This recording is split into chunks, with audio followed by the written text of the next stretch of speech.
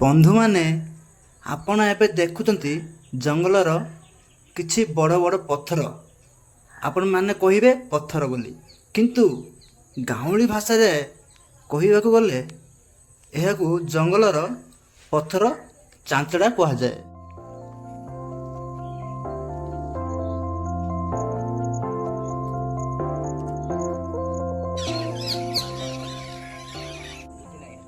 ନମସ୍କାର ବନ୍ଧୁମାନେ, ଆଜି ମୁଁ ଆମ ଗାଁ ପାଖରେ ଥିବା ଏହି ସୁନ୍ଦର ଜଙ୍ଗଲକୁ ଆସିଛି।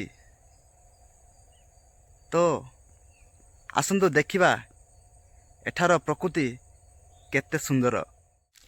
ଏଇଠୁ ଜଙ୍ଗଲକୁ ଯିବା ଆରମ୍ଭ କରିବା। ମୋତେ କିନ୍ତୁ ଟିକେ ଡର ଡର ଲାଗୁଛି, କାହିଁକି ମାନେ ବର୍ଷା ଦିନରେ ଗାଁର ଲୋକମାନେ ଜଙ୍ଗଲକୁ ଆସନ୍ତି ନାହିଁ। ବର୍ଷା ଦିନରେ ବିଲ ବାଡ଼ ଜମି ଚାଷ କରି ଧାନ ଗଛ ଲଗାଇବା, ପୁଣି ବିଲର ପାଣି ଦେଖିବାରେ ସମୟ ଚାଲିଯାଏ।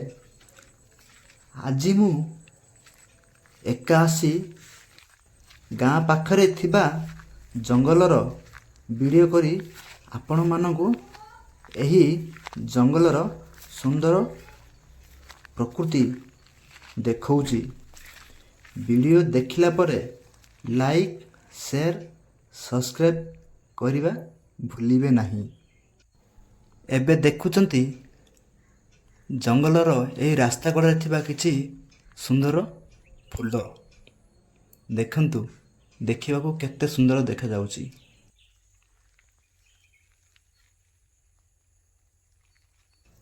ଆପଣମାନେ କେବେ ଜଙ୍ଗଲକୁ ଯାଇଛନ୍ତି କି?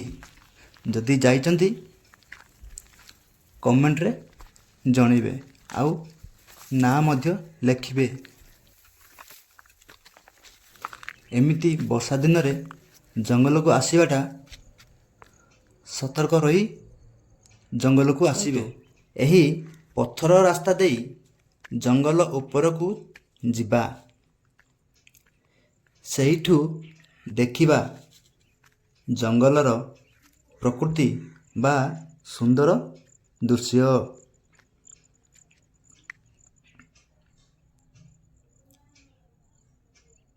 ଦେଖନ୍ତୁ ଜଙ୍ଗଲର ସୁନ୍ଦର ଦୃଶ୍ୟ। ଆପଣମାନଙ୍କୁ ଏହି ଦୃଶ୍ୟ କେମିତି ଲାଗିଲା କମେଣ୍ଟ ମାଧ୍ୟମରେ ଜଣାଇବେ।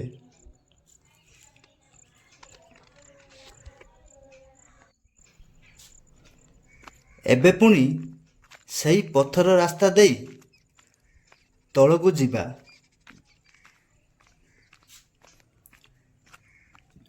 ଆଉ ରାସ୍ତାରେ କ'ଣ ଅଛି ଦେଖିବା, ନା କ'ଣ କହୁଛ?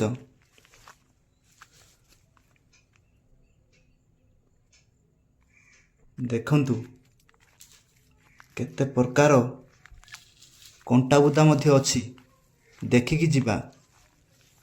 କାହିଁକି ନା ରାସ୍ତା ସାଇଡ଼ରେ ଏହି କଣ୍ଟା ବୁଦା ଅଛି। କଣ୍ଟା ଟିକେ ଲାଗିଲେ ଦେହରୁ ରକ୍ତ ବାହାରେ। ସେଥିପାଇଁ ଦେଖିକରି ଯିବାଟା ସବୁଠୁ ଭଲ।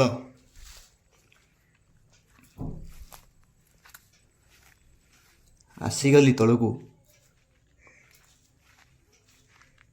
କିନ୍ତୁ ରାସ୍ତା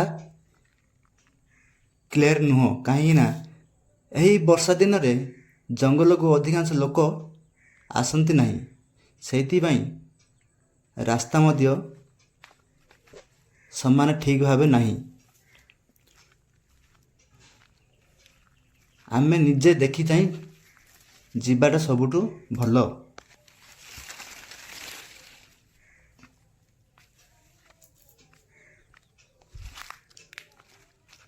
ଏହି ଘଞ୍ଚ ଜଙ୍ଗଲରେ ଯିବାଟା, ସତର୍କରେ ଯିବାଟା ସବୁଠୁ ଭଲ। ଏଇ ଆମର ଭଲ ରାସ୍ତାକୁ ଆସିଲୁ। ଦେଖନ୍ତୁ, ଏଇ ରାସ୍ତା ହେଉଛି ସବୁଠୁ ଭଲ। ଏଇ ରାସ୍ତା ଦେଇ ଲୋକମାନେ ଯିବା ଆସିବା କରନ୍ତି। ଆରେ କ'ଣ ଗୋଟେ ଦେଖାଗଲା। ଦେଖନ୍ତୁ, ଏଇଟା କ'ଣ କହିପାରିବେ? ଏଇଟା ହେଉଛି ସାପ ବିଳା। ଏଥିରେ ସାପ ଥାଇପାରେ।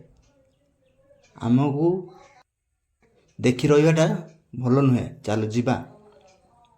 ଦେଖନ୍ତୁ, ଏଇଟା ହେଉଛି ଆମ ଗାଁ ପାଖର ସବୁଠୁ ବଡ଼ ପାହାଡ଼। ଏଗୁଡ଼ାକ ହେଲା ସୁଙ୍କଳି କୁଦା।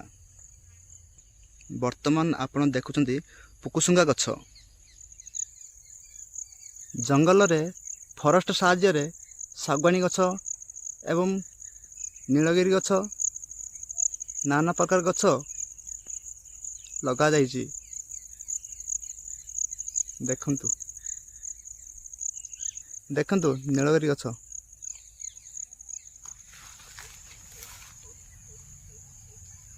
କଣ୍ଟେଇ କୋଳି ଗଛ ଦେଖନ୍ତୁ। ଦେଖନ୍ତୁ, ଜଙ୍ଗଲ ପାଖରେ ଥିବା ଜମିରେ ଧାନ ଚାଷ ହେଇଛି।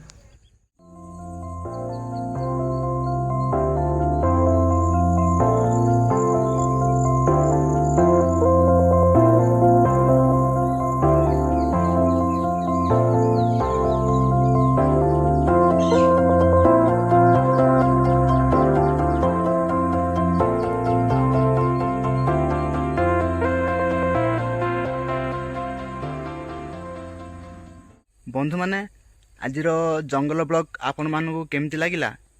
ଭଲ ଲାଗିଲେ ଲାଇକ୍, ସେୟାର ଏବଂ ସବସ୍କ୍ରାଇବ୍ କରି ଜଣାଇବେ। ଧନ୍ୟବାଦ।